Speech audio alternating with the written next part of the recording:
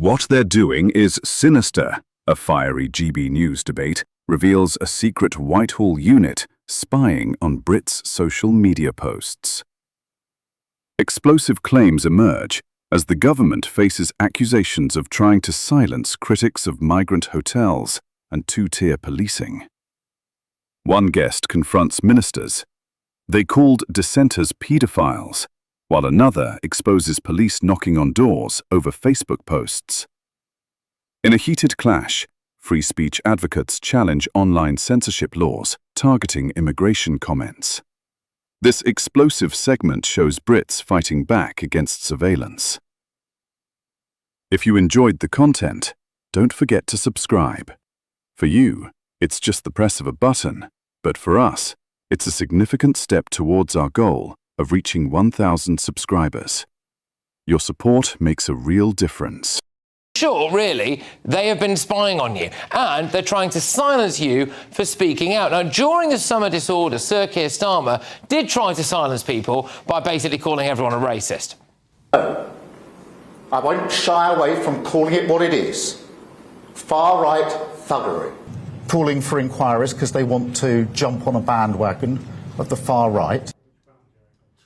Very powerful message to anybody involved, either directly or online. We have had police knocking on people's doors for writing a Facebook post about local councillors. Is it Helen? Helen from the police.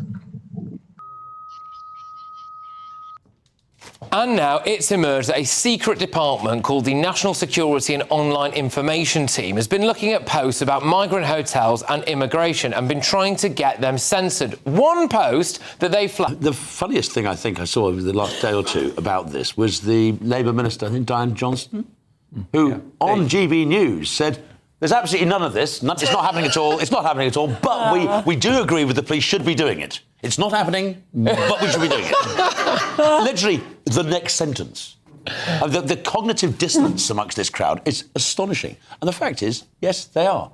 This was a unit that was set up to put pressure on people over COVID.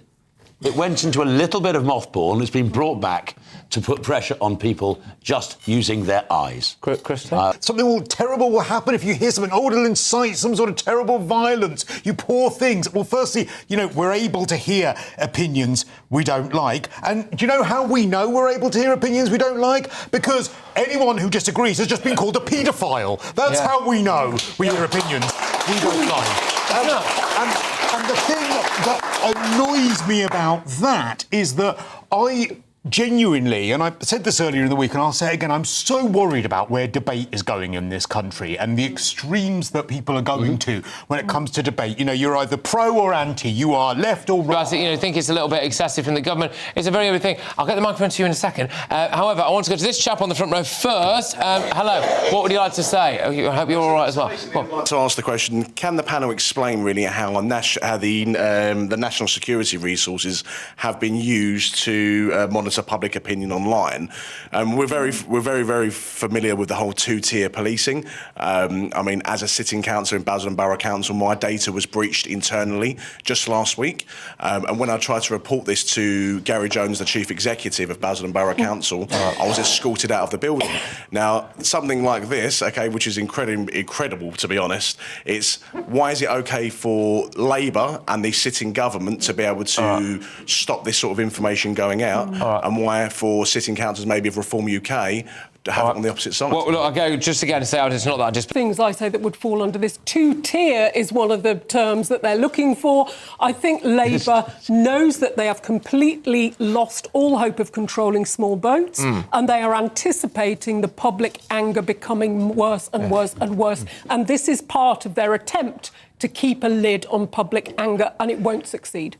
Kicking and screaming to the actual original topic, which is basically being spied on, aren't we? We've had a classic example of it this week, where law-abiding, peaceful demonstrations in Epping were accused of being far-right. I've never heard anything so ridiculous. These were...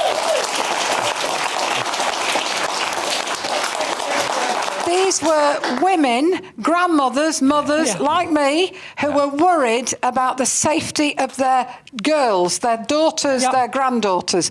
And to call them far right was despicable.